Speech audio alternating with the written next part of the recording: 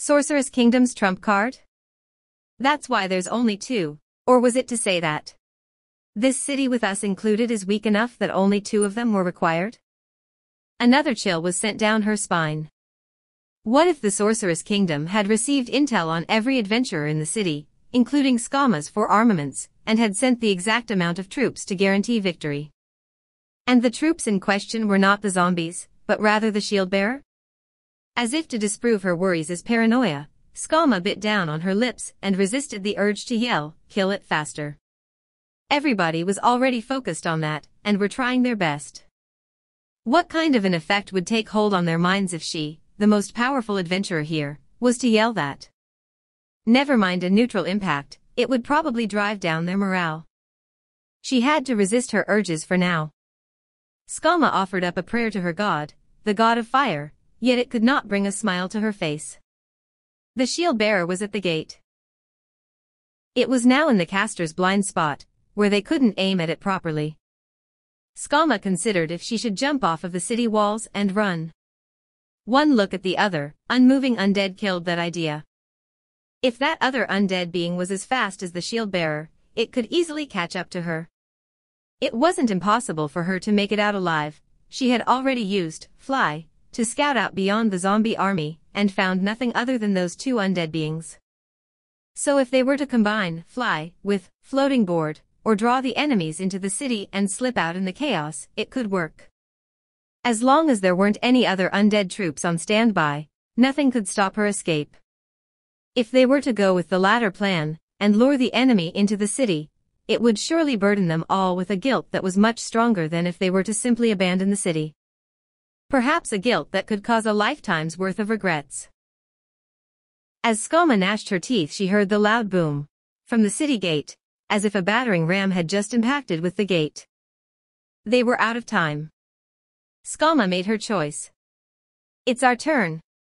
You guys keep your attention towards the unmoving undead and what's below the walls.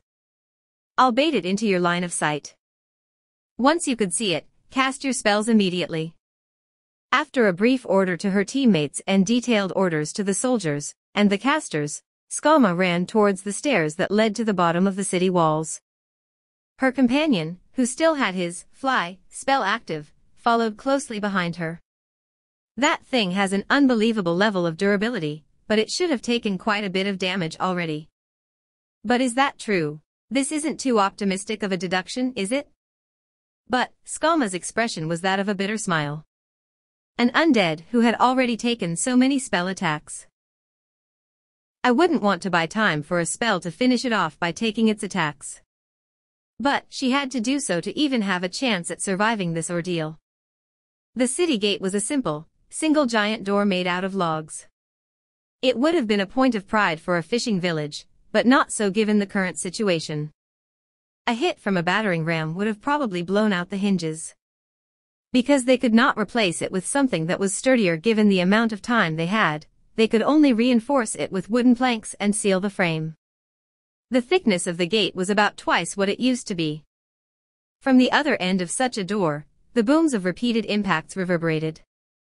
What kind of power is this? With a crack, a part of the wood plank reinforcements began to break down. There was a gap between the impacts. Perhaps the shield-bearer was backing up to get a running start before bashing into the gate again. What should we do? Lightning could hit it through the gate. Should we do that?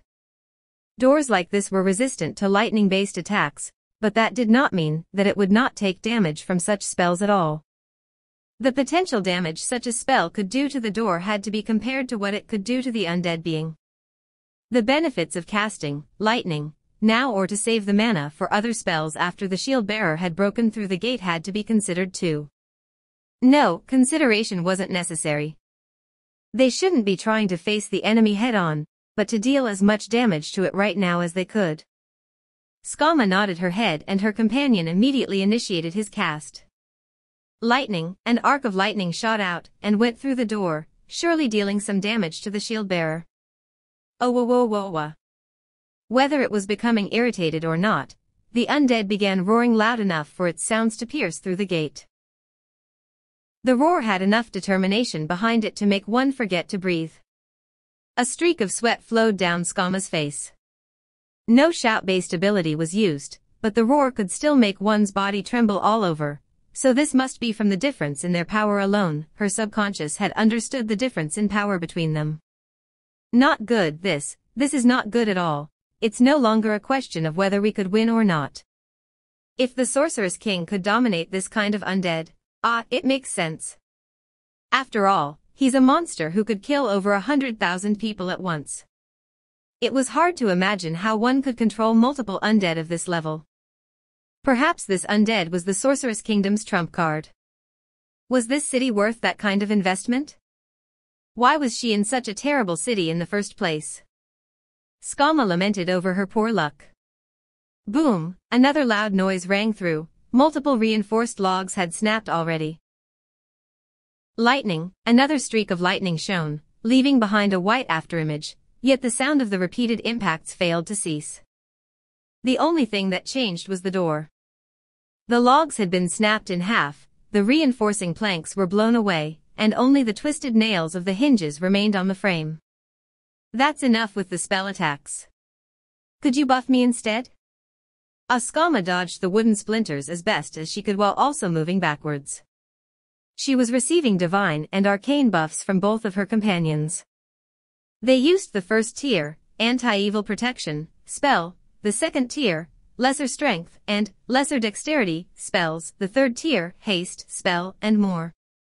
Compared to spells for countering special abilities, more spells were cast on her to heighten her body's capabilities.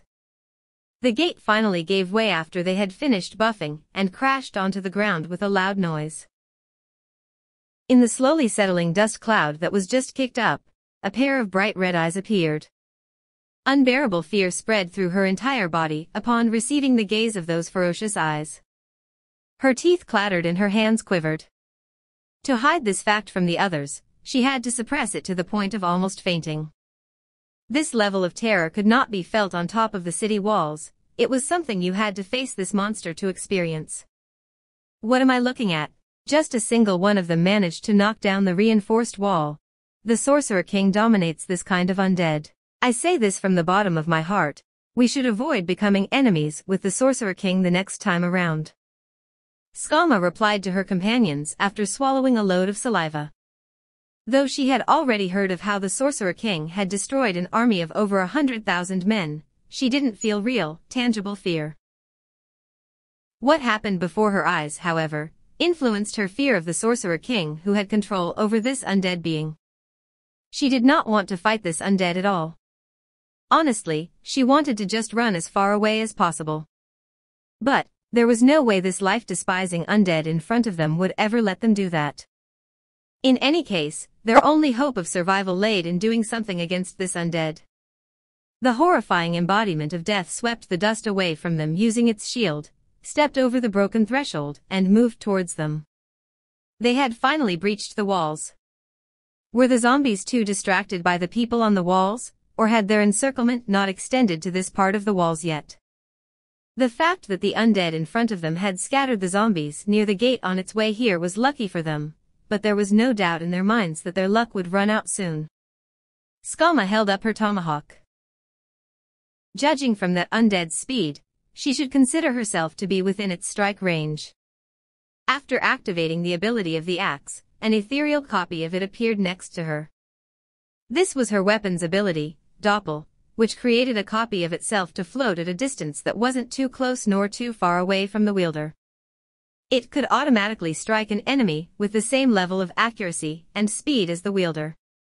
This ethereal weapon could not be destroyed with brute force. To break it would require special weapon destruction abilities. As a result, it could even outlast Skama in a fight. Though this ability was without any real weaknesses, it could only deal half the damage the real weapon could. Oh whoa whoa whoa whoa. The undead let out another roar that sent them trembling in fear. Was it cheering the fact that it was about to slaughter people? It raised its shield high above its own head and smashed it down at the remains of the gate. The wooden shrapnels flew towards them with tremendous momentum, but Skama waved her weapon around to effortlessly deflect them. Her actions appeared to have drawn the aggression of the shield-bearer, who moved to engage her. It readied its wave-bladed sword as it charged towards her with its shield. This is bad. Speaking of which, why is it still alive after taking so many spell attacks? Isn't this too unfair? It was a flat-out lie that she deflected those shrapnels effortlessly. She barely managed to do so with magical buffs. Everybody, slowly, the shield-bearer charged towards them. The gap between them was closed in an instant, as though a wall had come barreling towards them, as though it was planning to use its shield to crush her to death. But Skama wasn't good enough to use impenetrable fortress, so she chose to just use fortress instead to halt the shield with her tomahawk. The shield-bearer cleverly deflected the tomahawk with its shield, intending to break Skama's stance. This was a difficult maneuver that made Skama feel as though her axe was being sucked onto its shield. Skama gave up resisting its force, rolled to the side, and used the counteracting force of that action to stand back up. The ethereal axe swung from top to bottom, but was deflected by the wave-bladed sword. At the same time, the undead charged towards Skama. She did not even have the time to breathe. Forced to take the defensive again, Skama deflected attacks with her tomahawk and charged into her opponent. If her opponent was this big, sometimes it would be better to charge through it rather than standing still. Sunlight. As if to push her forwards in her decision, a blinding flash of light was emitted from behind her. This was a third-tier divine spell. That brilliant light not only blinded the enemy, but also dealt damage to the undead. Although there was a spell of the same tier called Holy Light that would have dealt full damage to evil creatures, it wouldn't have blinded them. Sunlight was probably chosen to support her rather than going for pure damage. The flying caster sent out 3 bolts of light towards the undead with magic arrow. Though she was receiving support, the shield still blocked everything like it was a wall, and left no openings for her to exploit. Skama hacked at it with her tomahawk, but it was easily deflected. Damn it. Its movements are too clean. It wasn't this strong when it used its sword, its proficiency with its shield is too high. So its primary feature is its defenses? Huh? But, what about that heavy strike? No, impossible. Terrified by her own revelation, Skama slowly backed off. Needless to say, this was so that the casters on the wall could have a clear shot at it. She couldn't move too far away lest it ignores her and runs into the city. That was a scenario that must be avoided at all costs given how fast that thing ran. Neither Skama nor the others would be able to catch up to it if that happened. If that happened, the defenseless city would see an enormous amount of casualties. It was better to veer on the safe side.